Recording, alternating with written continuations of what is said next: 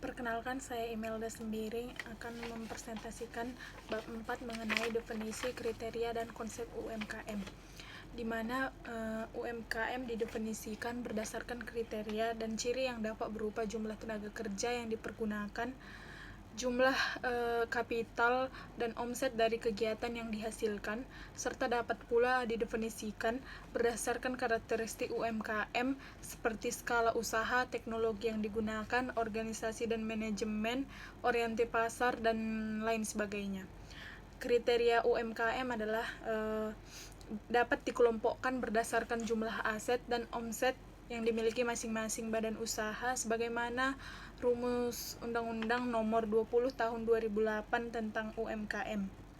Selanjutnya, kriteria UMKM berdasarkan aset dan omset. Yang pertama, usaha mikro asetnya itu maksimum 50 juta, omsetnya maksimum 300 juta. Yang kedua, usaha kecil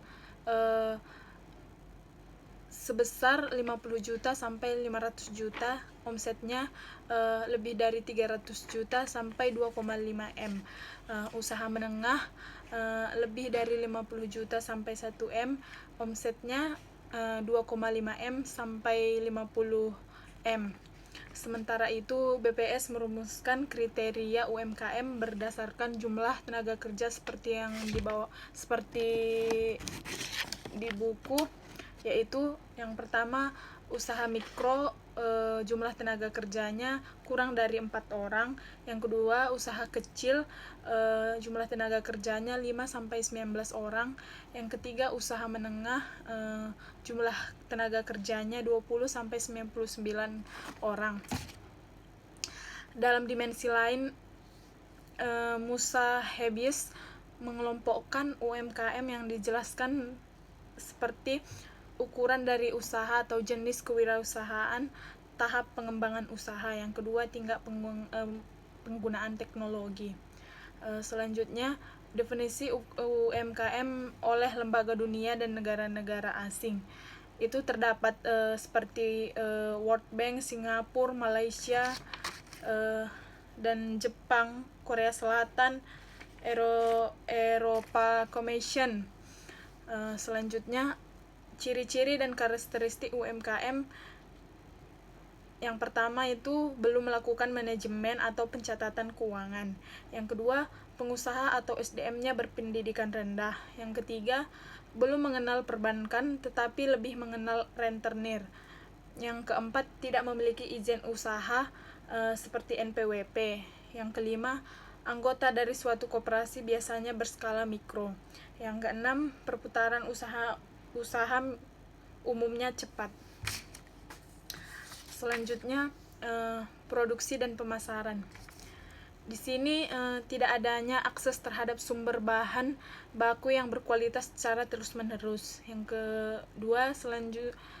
kedua, proses produksi yang sederhana dan tidak memenuhi standar berdampak kepada mutu yang rendah. Yang ketiga, kurangnya perhatian kepada nilai yang mampu memberikan rasa puas bagi pelanggan. Yang keempat, terbatasnya kemampuan untuk melakukan promosi sehingga tidak dikenal di pasar. Dengan berbagai keterbatasan yang dihadapi UMKM, dapat dipastikan akan sulit bagi UMKM untuk berkembang dan bertahan hidup. Selanjutnya, keuangan. Persoalan dalam fungsi perusahaan selain produksi dan pemasaran adalah keuangan. Persoalan yang paling sering dihadapi UMKM menyangkut keuangan adalah yang pertama, kurangnya modal kerja untuk tenaga kerja untuk menunjang aktivitas perusahaan. Yang kedua, tidak memiliki pengetahuan tentang cara-cara mengakses sumber-sumber keuangan. Yang ketiga, tidak memiliki catatan atau laporan keuangan sehingga keuntungan seringkali tidak diperkirakan. Sekian persentase dari saya, terima kasih.